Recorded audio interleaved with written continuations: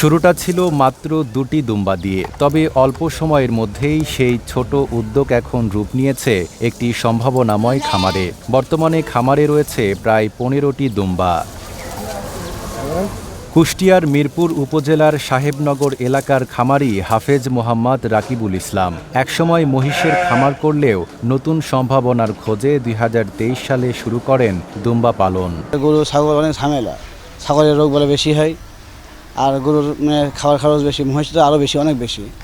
পরে দেখলাম আসলে কী করা খুব সহজে কী করা যায়, যে আইডিয়া আসলে আসলে দুম্বা তো দাম বেশি, তার বাচ্চা হইলে ১.৫ লাখ টাকা, মহিষের বাচ্চা হইলেও যায়, দুম্বা বাচ্চা হলে একই দাম।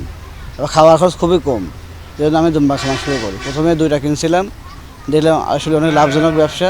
আস্তে আস্তে আমি বাড়াইছি, আরও ইনশাল্লাহ আগামীতে বাড়াবো ইনশাল্লাহ। বিদেশি মরুভূমির পশু হলেও দেশীয় পরিবেশের সঙ্গে মানিয়ে নিয়েছে দুম্বাগুলো।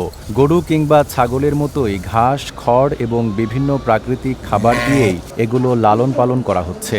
আসন্ন কোরবানির ঈদকে সামনে রেখে খামারে আসছেন বিভিন্ন এলাকার ব্যবসায়ী ও ক্রেতারাও। আমরা এখানে সকালে দুজন যখন কাজ করি, সকালে আসি, ঘাস কাটি দিলে সারাদিনে কোনো খাদ্য লাগে না, আবার বিকালে বিছিলি দিলে এটুকুই শেষ। তাছাড়া সেরকম একটা খাটনি না এখানে। দুজনের ধরেন আলহামদুলিল্লাহ এখান থেকে আমাদের পরিশ্রম বেতন পাইলে হয়ে যায়। ভাইয়ের অসুস্থ থাকায় এই সব কিছু সব দেখাভাল আমি করি, এবং একটা রাখাল আছে, এখান থেকে শিখছি। সামনে আর নিজে ফার্ম দেবো। আবার লোডশেডিং কিংবা ঘরের বাইরের তীব্র গরমে ওয়ালটন রিচার্জেবল ফ্যান থাকলে থাকবে শুধু বাতাস আর বাতাস। ব্যতিক্রমী এই খামার দেখতে প্রতিদিনই ভিড় করছেন নানা বয়সী মানুষ। কেউ দুম্বা দেখতে আসছেন, কেউ বা নতুন করে এমন খামার গড়ে তোলার পরিকল্পনা করছেন। হুজুরের বাড়ির পাশে আমার বাড়ি, তবে আমি সকাল বিকাল এখানে আসি দেখার জন্য। মনে করেন যে হুজুর কি খাওয়ায়, খাদ্যখানা দেয়, এগুলা দেখার জন্য। তে আমারও ইচ্ছা আছে এগুলা করা। দুম্বার খামারটা দেখে আমার খুব ভালো লাগছে। আশেপাশে আমি আসলে এর আগে দেখি নাই, এবং এটা আমরা ইতিহাসে শুধু শুনেছি, এখন দেখছি, দেখে ভালো লাগছে, এবং আশা করছি এ থেকে আরও অন্যান্য সবাই এ থেকে উদ্বুদ্ধ হবে, সবাই এটা করবে।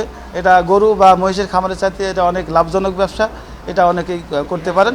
এদিকে এ খামারিকে সব ধরনের সহযোগিতা সহ পরামর্শ দিয়ে পাশে থাকার কথা জানান জেলা প্রাণী সম্পদ কর্মকর্তা।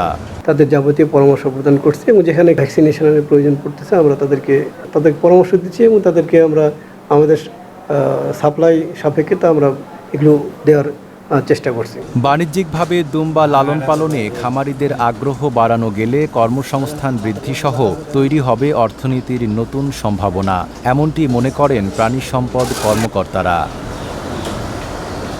নাইমা রাবি, ঢাকা পোস্ট।